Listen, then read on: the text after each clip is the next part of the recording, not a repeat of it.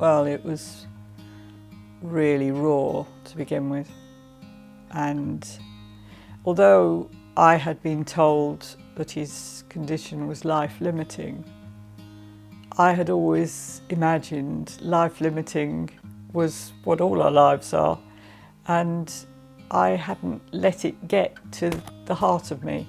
I hadn't really taken it in and believed it, that he was going to die in 4 years from his diagnosis. So when he died, yes, it was absolutely raw, and it did coincide with a pandemic lockdown, so that made it even harder. When I compare with the feelings of that time with now, a year on, I can see a huge difference.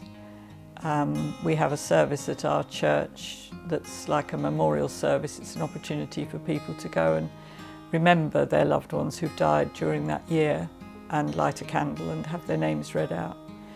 And 18 months ago, last year when I went to that, it was absolutely raw, and I just cried all the way through it and could hardly light the candle. I was shaking so much. This year I was able to take part in it, light my candle, and when I cried I was able to get myself together again quite quickly. The sadness is always going to be there. I should probably cry every time at that service, but it's not that awful raw emptiness that I did feel. And people have said to me, you never get over it. I feel the same now as I did the day they died. And I can't live like that.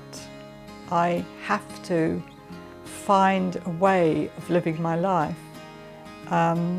That's what my husband would want, and that's what I want. And I know what they mean, because there is always going to be that gap, that empty space, always.